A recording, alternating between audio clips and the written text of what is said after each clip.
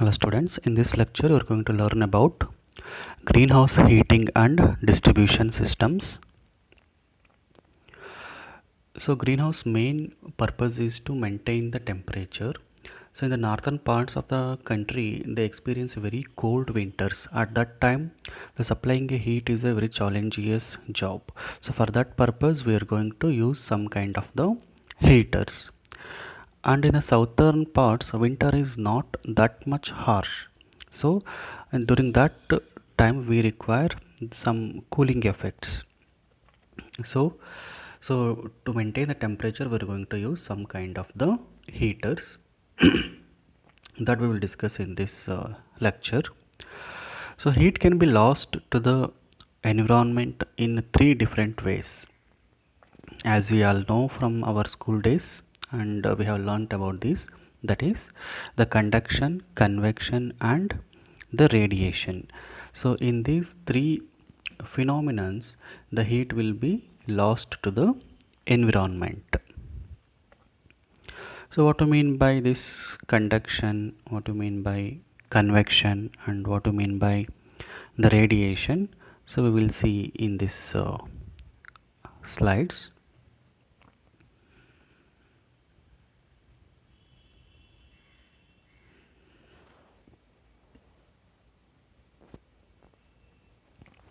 So conduction, convection, radiation. Here the conduction means the actual transfer of heat through the physical contact. So there will be physical contact between the two bodies for the movement of the heat. In convection the heat transfer through the liquid flow, and in radiation the heat is transferred through the electromagnetic waves.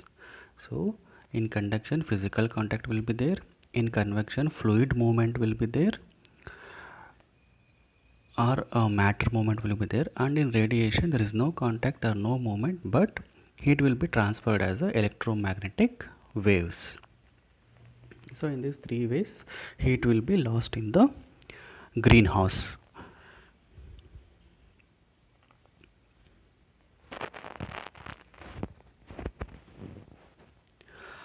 So if we define the conduction, conduction is transfer of heat energy between the particles of the object in direct contact, and convection is transfer of heat energy by the movement of fluids, gas or liquid. Convection currents due to hot fluid rising and cold fluid sinking. Radiation means it is a transfer of heat energy through electromagnetic waves. This does not involve any kind of the movement of the matter or physical contact. So these are the three main phenomena of the heat energy transfer.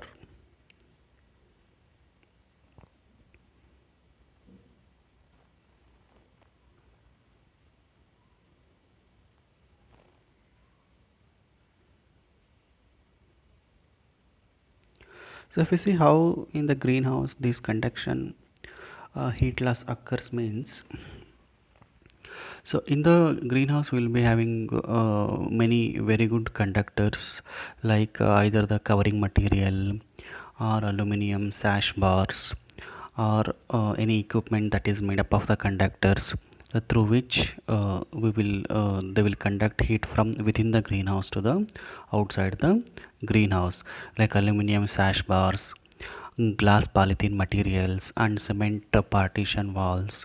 So all these are good conductors through which the heat will be transferred to outside environment. So here the insulating material like polythene is transferring most of the heat to the outside environment, and so the best possible method to avoid heat loss through the polythene material is using the dead air space between two covering. Next method is convection. So in the greenhouses the heat loss through convection occurs due to the space between the panes of the glass or FRP and ventilators and doors. So when we install the ventilators, doors and windows, there will be not enough ceiling, there will be some gaps.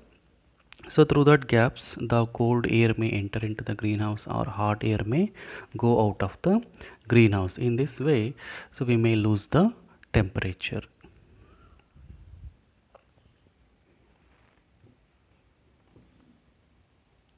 Next is radiation.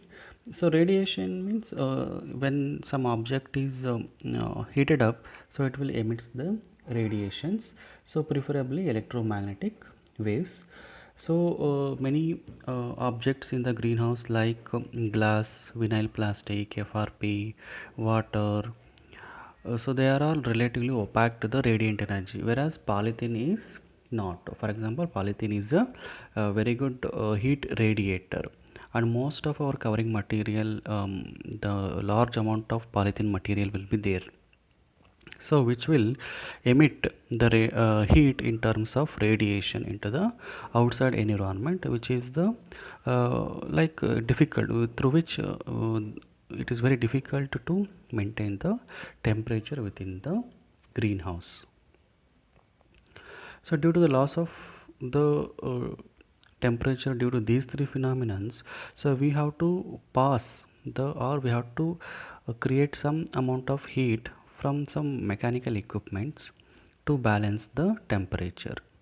Actually, in heating systems there are four types, that is the of there are four popular methods of the heating systems. The first one is unit heater, and second one is central heater, third one is radiant heater, and fourth one is solar heater.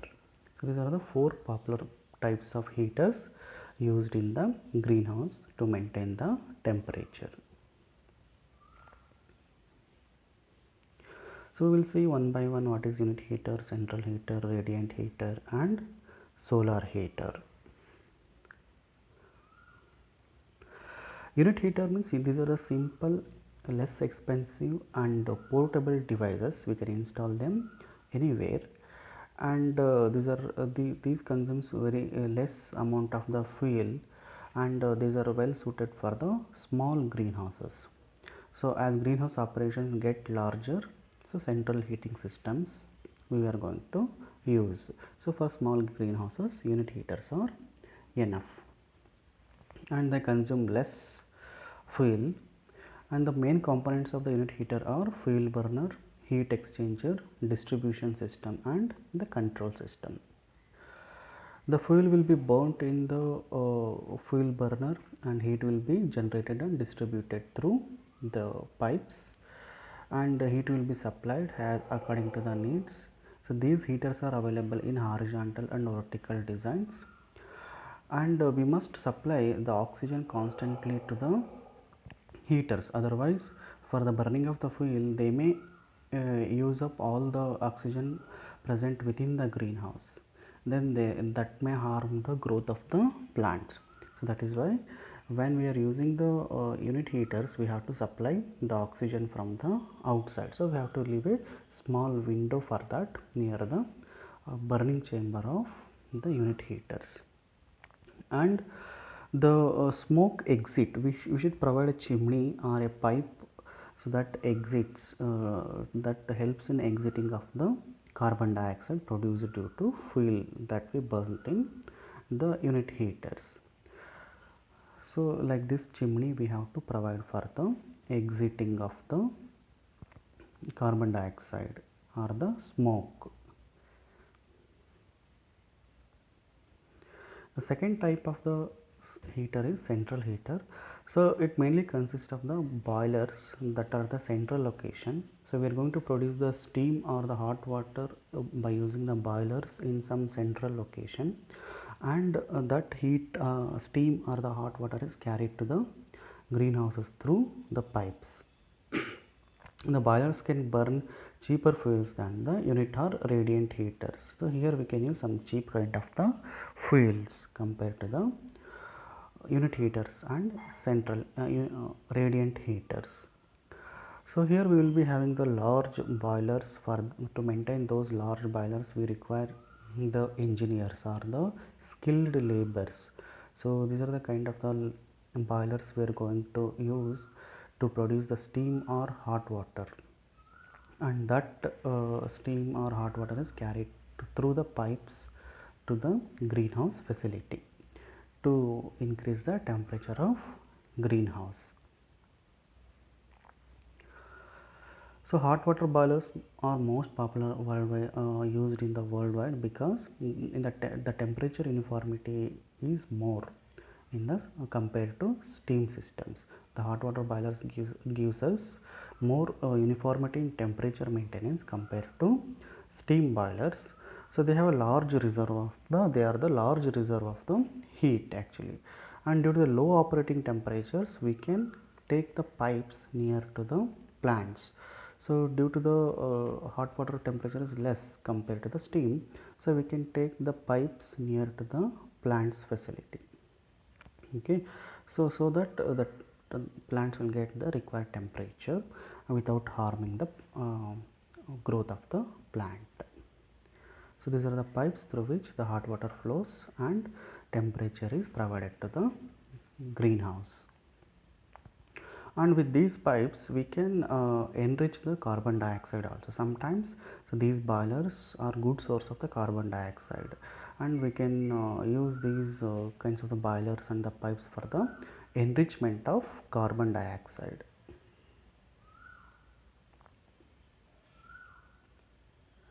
Next type of the heaters are the radiant heaters. So here we will use the radiant heaters for emitting the infrared radiations. So these are the cheaper heaters which we can use it in the greenhouse. So these can be placed well above the plants along the length of the greenhouse, and these heaters are covered with the reflectors. Okay, so this may be spaced around 40 feet apart, or they may be spaced continuously along the length of the greenhouse at a particular height, so that the heat will be transmitted to the uh, plants, and these are more efficient fuel combustion system will be there. Around only 25% of electrical consumption of the compared to other systems. So here they will use electrical energy. So compared to other system, this systems uses only 25% of the electrical energy. Next type of the heaters are the solar heating systems. So these are much expensive compared to other systems, but provide reliable heating effects. Like one installment investment is more in the beginning, but the maintenance is less. It does not require any kind of the fuel and all. The solar heating systems mainly consist of the collectors, solar collectors, the storage facility, and the distribution facility. So these are the three main parts of the greenhouse. Greenhouse solar heating systems. So solar heat collectors are in existence, but the flat plate collectors we will use more. We will use flat plate collectors. Normally flat black plate collectors we will use, and the plate is covered on the sun side by two or more transparent glass or the plastic layers, and on the back side by insulation. So in the front panel consists of the two or three layers of the plastic layers, and back side is insulated, and it encloses layers serves to hold the collected heat within the collector. It will collect the heat, and so that is stored in the storage system, and the water or air is passed through the copper tubes placed over the black plate and absorb the entrapped heat and carry it to the storage facility. Once the heat is collected in the copper pipes, then the hot water or air is passed through those collectors. Then the water or air is warmed up, and that warm water or air is passed to the greenhouse to increase the temperature. Here the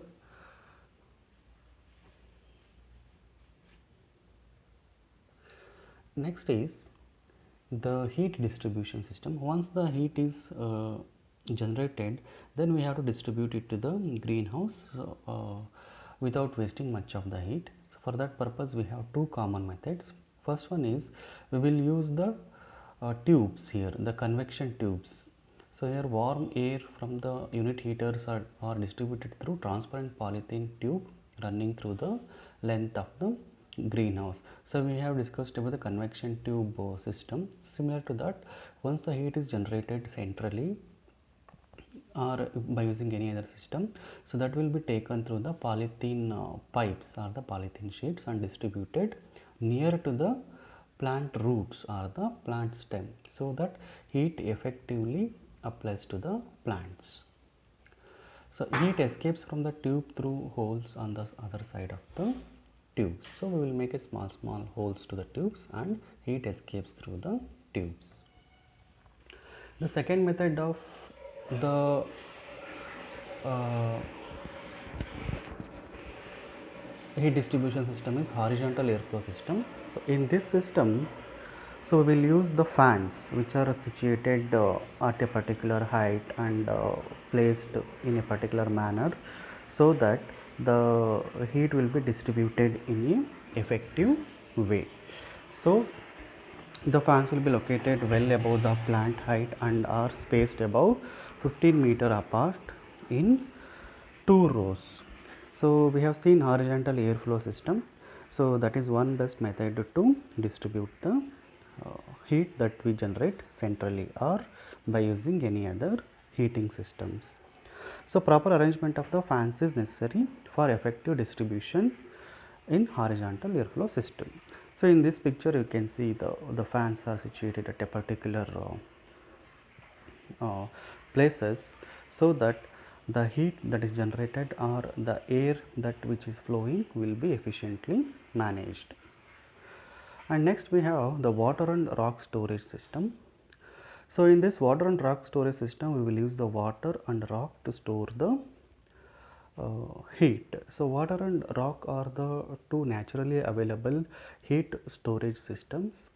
So 1 kg of the water can hold 4.23 kilojoules of heat for each 1 degree Celsius rise in temperature,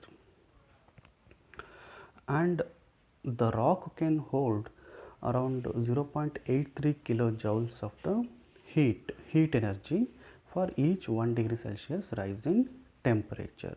So that this is the capacity of the water and rock, so that can hold the heat energy.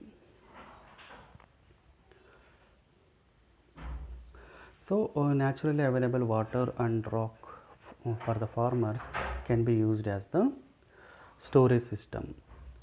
But the water is more efficient compared to the rock because it can store more amount of heat compared to the rocks. So that is why we can use the water storage systems in the greenhouse facility for storing the heat during the daytime, and the same heat can be used during the night time.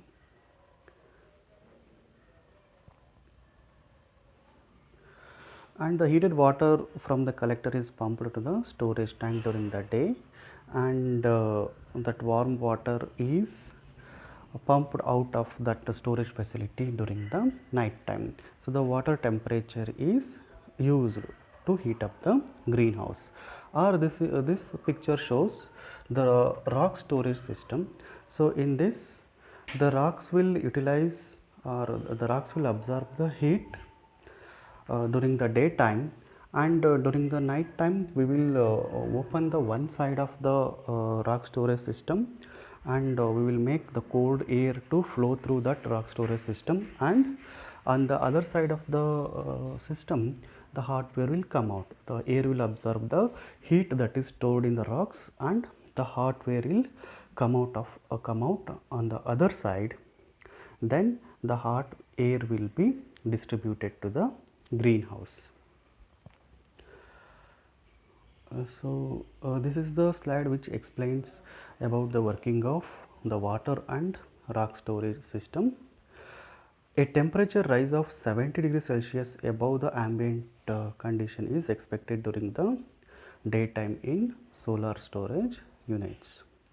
So above the 17 degrees Celsius, Each kilogram of water can supply 71.1 kilojoules of heat, and each kilogram of rock can supply 14.2 kilojoules of heat.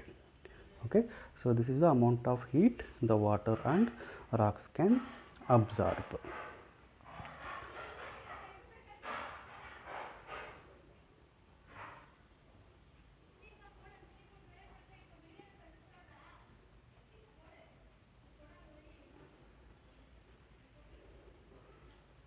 So during the night time, the heat absorbed in the water or the rocks can be liberated into the greenhouse by using any type of the distribution system, either the polythene tube or the convection tube systems or the horizontal airflow system.